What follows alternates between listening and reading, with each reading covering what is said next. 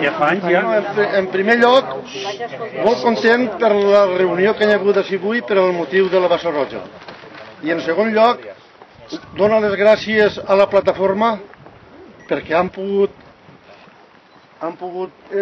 evitar que se faci la pedrera, que ha sigut una cosa molt violenta per a tota la gent del poble. Sí, se reuneixen diversos motius per als quals venim.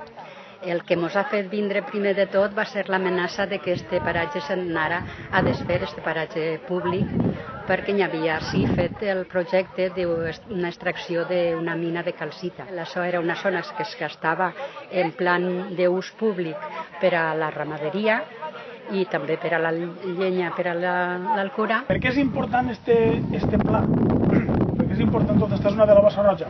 Pues fonamentalment per tres coses. Perquè té una acumulació en poc d'espai de diversos fenòmens de relleu càrstic. És important perquè, des del punt de vista de la ramaderia, és patrimoni de la Generalitat, les vies pecuàries. I és important perquè la Bassa Roja és una zona humida però temporal. En aquests moments és una zona seca.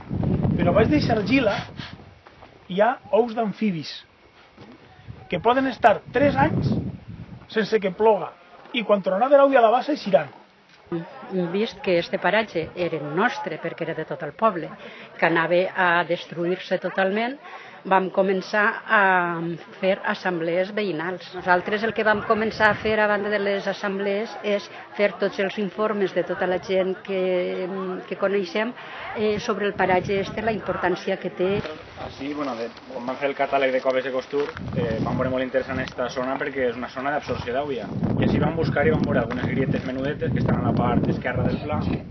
I després en la part dreta vam trobar uns avencs, llevant pedres, de tota la comarca són els avencs d'esta gènesis, més espectaculars que hem vist.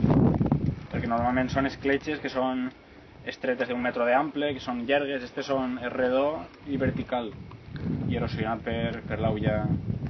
Perquè ha sigut un any d'intentar explicar a l'equip de govern que no volíem, per interessos del poble, que això se destruirà. Afortunadament, se va recollir les firmes, se va fer la mobilització de la gent i l'Ajuntament al final va fer una enquesta en què el poble va dir que no la volia i van ser unes votacions de 309 en contra de la mina i 60 a favor.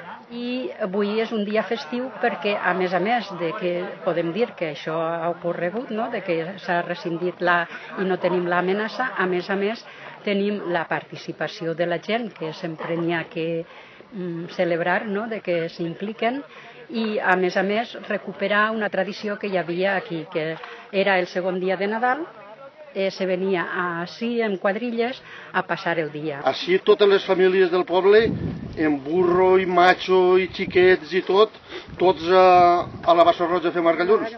En l'any 99 i 2000 em va tocar fer-me càrrec d'una ramera de 200 cabres, estan recient operat, i això és el que m'ha donat la salvació. Per això dono les gràcies a la plataforma i a tots els que han lluitat perquè això sigui una cosa pública i de tots, i moltes gràcies a tots.